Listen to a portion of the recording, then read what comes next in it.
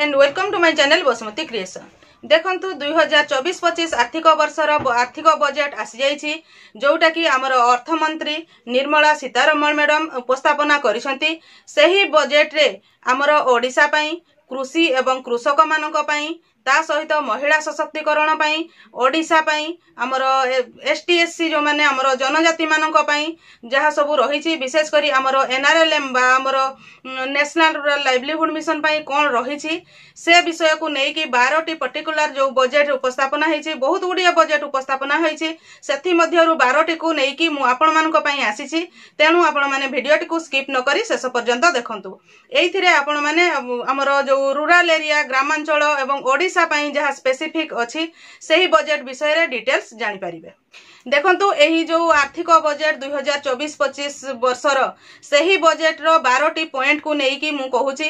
प्रथम point T हेला हमर कृषक एवं कृषि मानन को नै जोथिरे आगामी 2 वर्ष मध्य रे सरकार नेचुरल फार्मिंग बा जैविक चाष उपरे गुरुत्व प्रदान करिवे।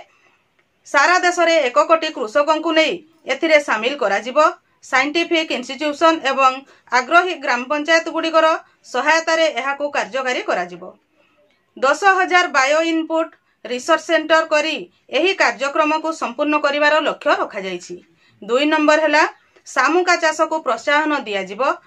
ब्रीडिंग सेंटर तैयारी करा जिवो एवं नाबार्ड सहायता रे एहा कार्य करिवो बा सेथिरे नाबार्ड रो सहायता रे एही कार्य को करा जिवो। चैनल टी को प्रथम थर पई देखुथिले सब्सक्राइब कर नियंतु एवं पाखरे थिबा घंटी चिन्हटी को टिपी ऑल बटन को प्रेस कर दियंतु ताहले आपण माने मोर आगामी वीडियो रो नोटिफिकेशन ठीक समय रे पाई परिबे।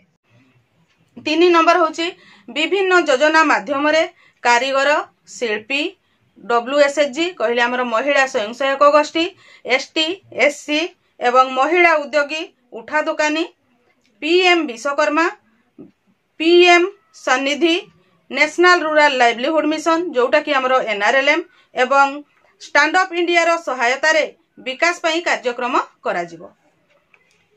4 नंबर पॉइंट टी होची पूर्वोदय योजना माध्यम रे पूर्व भारत रो राज्य गुडी करे जथा बिहार झारखंड वेस्ट बेंगल ओडिशा एवं आंध्र प्रदेश रो कल्चरल डेवलपमेंट बा परंपरा गुडी कर विकास पई कार्य करा जिवो।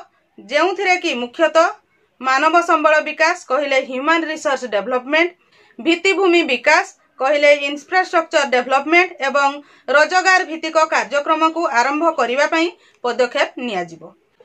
5 नंबर पॉइंट हेला सर्वभारतीय स्तर रे PM आवास योजना अधीन रे 3 कोटी घर निर्माण उभय अर्बन एवं रूरल एरिया रे करा जिवो।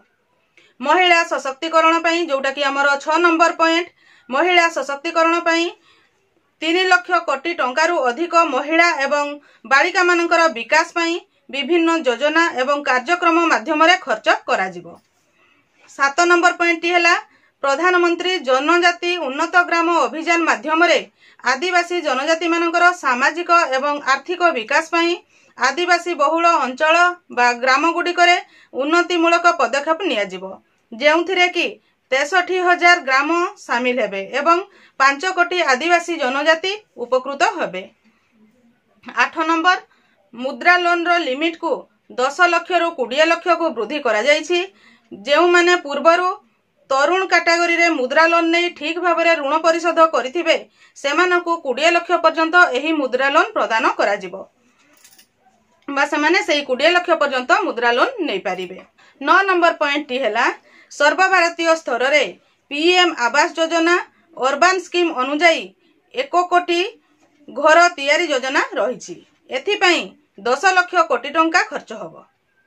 10 नंबर पॉइंट हेला PM सूर्य घर मुफ्त बिजली योजना को अधिक त्वरान्वित करा जिवो। 11 नंबर पॉइंट हेला प्रधानमंत्री ग्राम सड़क योजना माध्यम रे 25,000 रूरल एरिया को संजोग करा जिवो। 12 नंबर पॉइंट हेला ओडिशा रो पर्यटन स्थल मंदिर समुद्र तट शिल्प अभयारण्य आदि रो विकास पई सरकार सहायता प्रदान करिवे।